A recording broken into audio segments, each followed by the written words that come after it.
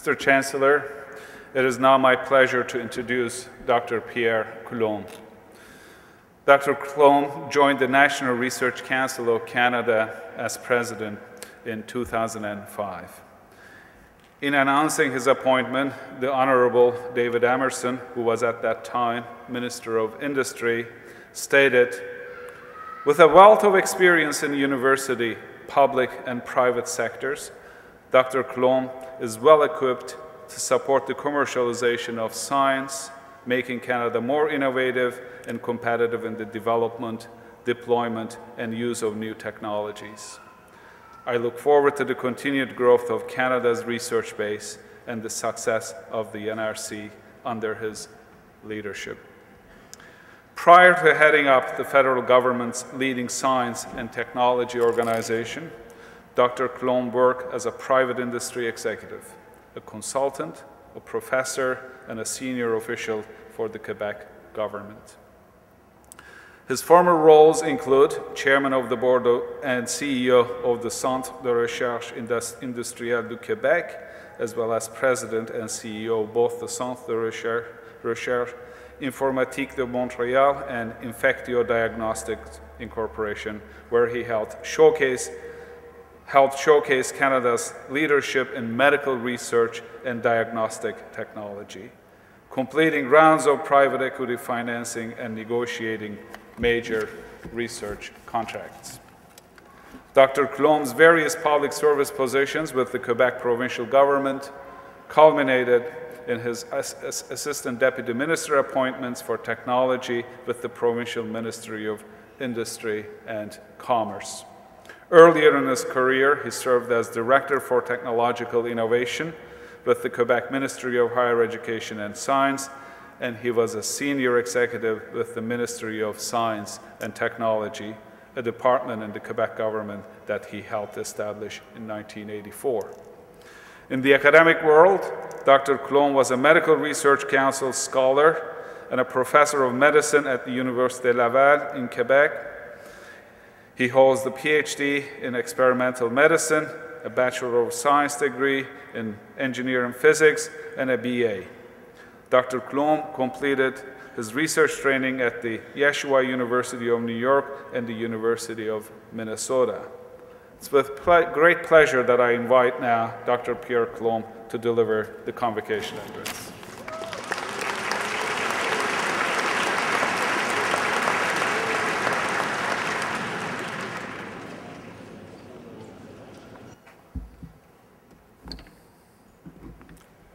Mr. Chancellor, Mr. Chairman of the Board, President of Carleton University, good afternoon, and thank you, Ferdinand, for that kind introduction. I am delighted to join you for this happy occasion. As you heard, I am the President of the National Research Council of Canada, this country's premier organization for research and development. We are also a major employer of highly qualified people, those who have pursued science and technology studies at a very high level. I studied engineering and many other disciplines at universities, so I know a thing or two about the level of knowledge a person acquires in this demanding discipline.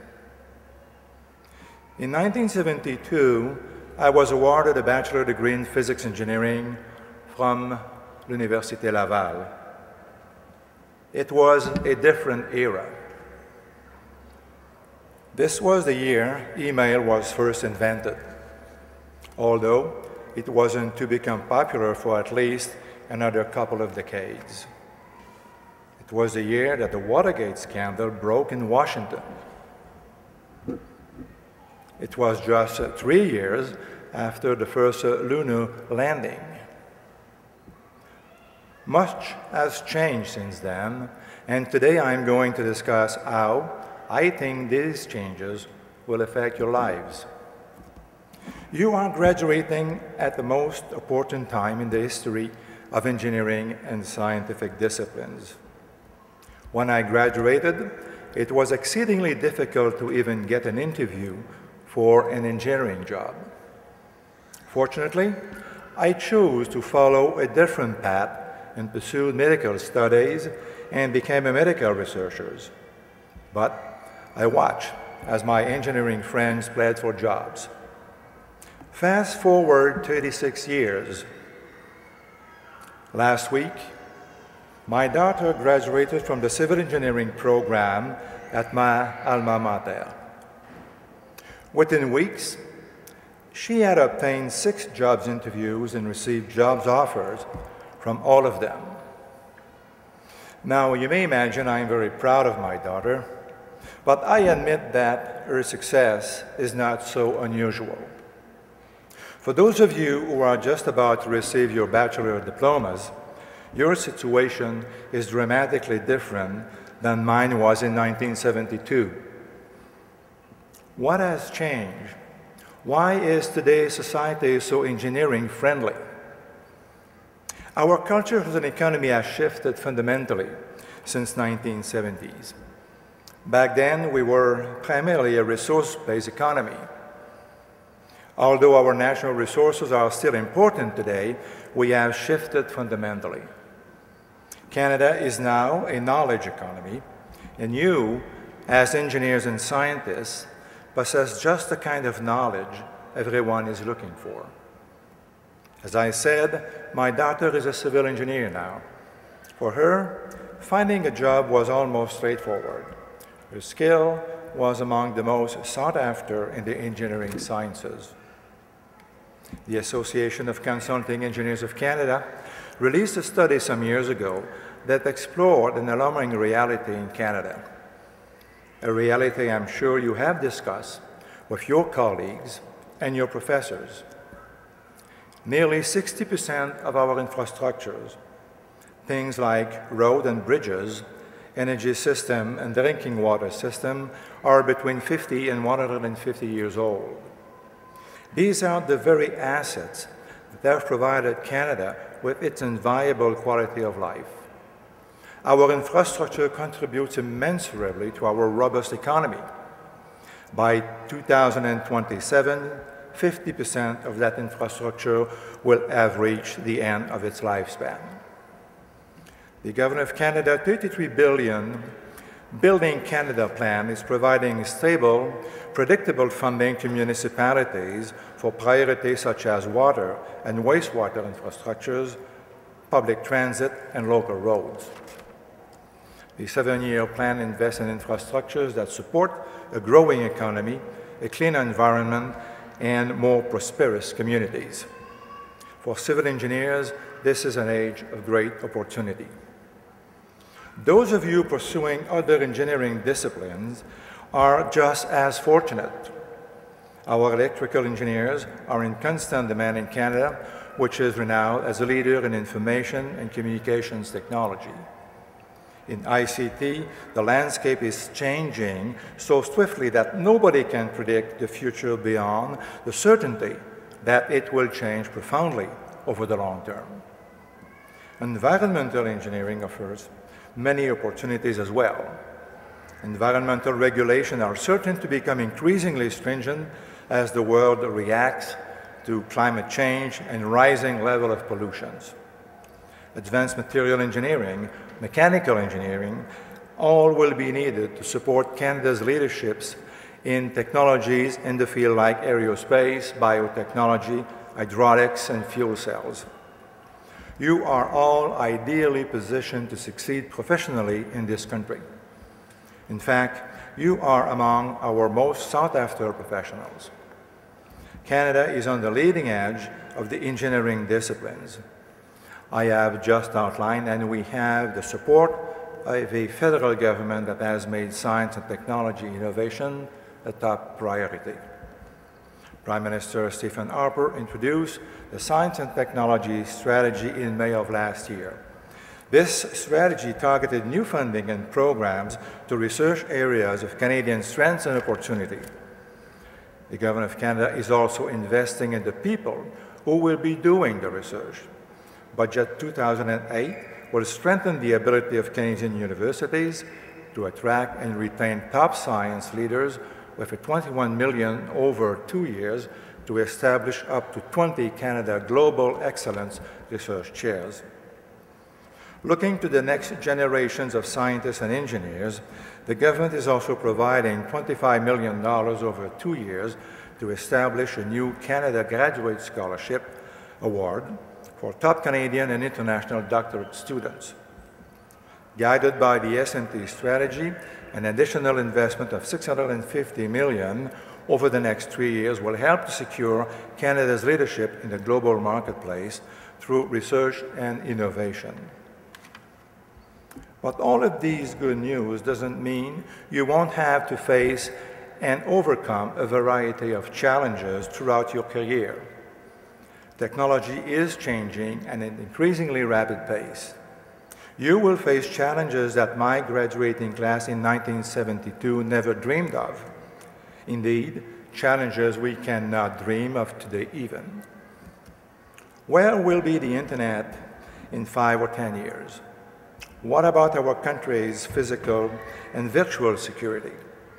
As an example, Canada Privacy Commissioners are alarmed at the increasing flow of information across borders and what that could mean for the privacy of our personal information. How will you, our country's engineers and scientists, respond to all this urgency? To make matter even more intense, as you are busy adjusting over the next few years to your new professional roles, the vast majority of highly experienced engineers will be retiring, and you will be called on to fill the high-ranking position these retiring engineers once held. That means your generation will design and implement the infrastructures Canada needs to maintain its position as a leading knowledge economy. Your work in the early part of your career will be critical to support Canadians over the next generation. In short, we need you. While the demographic shift we are witnessing may seem exciting, I urge you not to view it merely as a chance to move up the corporate ladder. What Canada needs from you is a spirit of innovation and leadership, and a commitment to continually expand your knowledge. An ideal way to do this is to capture the lesson learned from your new professional peers and build mentorship relationship with retiring engineers where you work. Learn as much as you can from these valuable resources. Not only can they provide you with practical skills and knowledge on engineering, but they can also offer vital insights on the essential workplace values of the engineering sector.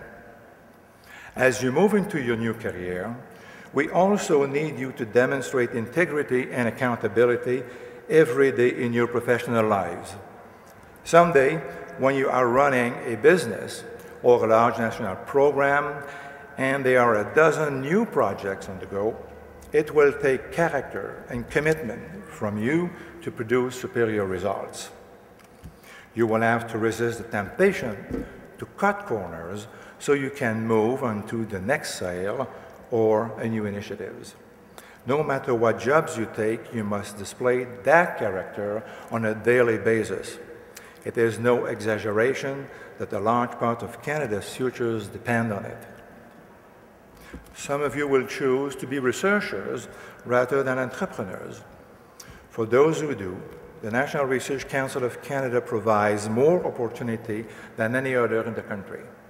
We have advanced aerospace and material branches, ICT and biotechnology, hydraulics, and advanced environmental innovation projects, to name just a few. We have developed sophisticated research collaboration with universities and research and development organizations in Canada, as well as abroad. Simply put, our researchers work with state-of-the-art technology in a global environment. Whether you find work in the public or private sector, this is the quality of career you can expect as Canada's newest generation of exceedingly marketable professionals. Looking out over this crowd, I cannot help but wonder where you will be in 5, 10, or 20 years. What will you design and build? What will you discover? What businesses will you launch? What future will you make for yourself and for our country? The possibilities for you are limitless. You might even end up being president of the National Research Council of Canada one day. Regardless of the path you choose, I wish you all the best in your future studies and career. I'd like to congratulate all of you. Thank you for your attention, and I wish you all good luck.